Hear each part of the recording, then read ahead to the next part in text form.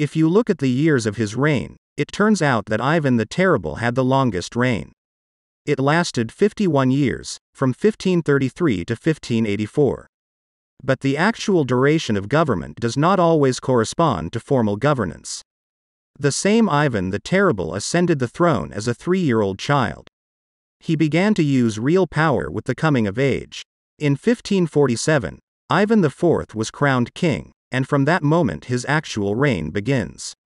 Thus, Ivan the Terrible ruled Russia for 37 years. It's still quite a long time. Few of the Russian monarchs and Soviet rulers managed to get close to him. So, after Ivan the Terrible, no Rurikovich has ruled so much.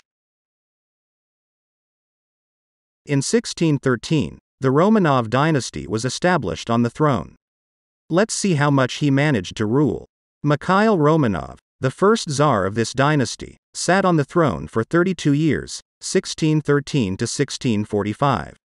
His son, Alexei Mikhailovich, did not serve a little before this term 31 years, 1645 to 1676.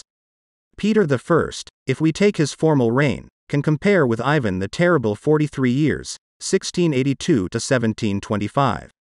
However, Peter ascended the throne only 10 years old, and his real reign lasted, of course, less. Even if we start it with the overthrow of his elder sister Sophia, then it can only be counted from 1689 to 36 years. All subsequent monarchs of Russia did not reach this deadline.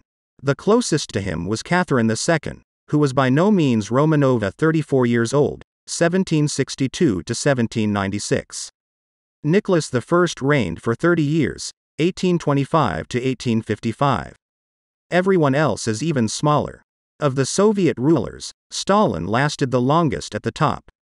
But even if we count the time of his reign from the moment of his election as General Secretary of the Central Committee of the CPSU, it begins in 1922, and ends in 1953 to 31 years in total.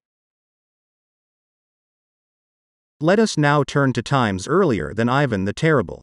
And here our attention is immediately attracted by the Grand Duke Ivan III, nicknamed the Great. He ascended the throne in 1462, when he was 22 years old, that is, he immediately began to rule independently. Ivan the Great died in 1505. Thus, he reigned for 43 years. And it was a full-fledged 43 years, the time when Ivan the Great really ruled, and not someone for him. Thus, we must consider Ivan III the record holder for the duration of the genuine rule of Russia. And this is a happy circumstance for our country.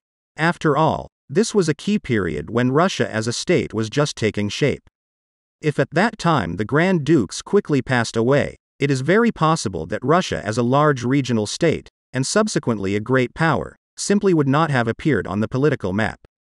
The long-term stability of the supreme power in this fateful historical period for Russia allowed Ivan the Great, by the way, he earned his nickname precisely for the creation of Russia. But few people know that he, too, like his grandson, was called Terrible, to create a single Russian national state and consolidate this unity.